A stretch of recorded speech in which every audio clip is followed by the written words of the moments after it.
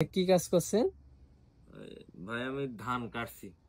না ভাই, এগুলো তো দান না, দেখা যাইতেছে তো এগুলো অনেক মেশিন মেরামত করতেছেন। দেখাই তো যাচ্ছে মেশিন মেরামত করছি, তাহলে আবার এই প্রশ্ন করছেন কি জন্য এখন? অনেক। আপনি কি শিখতে চান সেটা বলেন, কোন সম্পর্কে জানতে চান? আমি আমি এটা মালয়েশিয়ায় কাজ করছি, কোন সম্পর্কে জানতে চান? আমি তো জানতে আপনার চাই যে মনের ভিতর প্রশ্ন কি আপনি বলেন।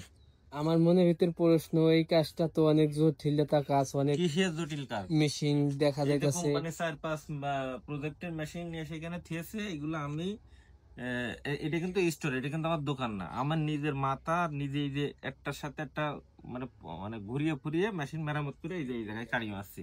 এগুলো সব ঠিক হয়েছে না ভাই? এগুলো সব ঠিক হয়ে গেছে। ও, এই কম জায়গা- মালয়েশিয়ার মেশিন দেখা যাচ্ছে, একটা নতুন মেশিন কিনতে 300 টাকা, মালয়েশিয়ার রিপেয়ারিং এর খরচ আছে 200 টাকা। ঠিক আছে, এবার কথা হচ্ছে এই কাজগুলো শিখলি আপনার বোঝেন আপনার ক্যাপাসিটি কেমন হয়ে দাঁড়াবে। ঠিক এই আছে, কাজ শিখলে তো অনেক টাকা বেতন অনেক হয়। টাকা, মানে আপনার টেন্ডেন্সি ওই রকম কোটিপতি হবে রাতারাতি, এসব করলে হবে না। এই কাজগুলো শিখলি আপনার একটা মানে গ্র্যাভিটি থাকবে। হ্যাঁ, যাতে ভালো লাগবে না, করবো না। ঠিক আছে, আপনারা কেউ জবরদস্তি করতে পারবে না, আর এই কাজগুলোই আপনারা কেউ প্রেশার দিতে পারবে না। এই কয়টা মেশিন জুত করেছিস, এই আজকে এই হইলো কেন, এইভাবে ধামক টামক দিয়ে কথা বলার হিম্মত রাখে না। এইগুলো হচ্ছে স্কিল রিলেটেড কাজ। এই কাজগুলো শিখবেন আপনি, বাংলাদেশে হোক যেখানে হোক, সব জায়গায় আপনার আছে পথ স্বচ্ছ। এই কাজ তো বাংলাদেশে করলে অনেক টাকা হয়, বাংলাদেশে তারপরে করলে এই অনেক দেশে টাকা, তো তাহলে হিসেবে বিদেশে আপনার করলে আরো কত অনেক টাকা আপনি বেশি হওয়ার কথা। হিসেব করে দেখেন। সো আপনি কোন জিনিস সম্পর্কে জানতে চান?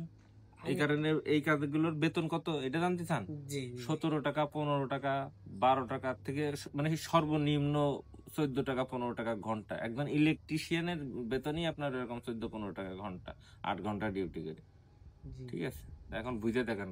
তাই তো আপনি ইনশাল্লাহ অনেক টাকাই স্যালারি আসে। আমার টাকার হিসেব কিতাব করে লাভ নেই। আমি এই যে সাময়িক সময়ের জন্য আইছি, আমি অন্য জায়গায় কাজ করি, আমাদের এই কোম্পানির কেউ পারে না, তাই আপনার কাছে মেরামতের কাজ করতে আইছি।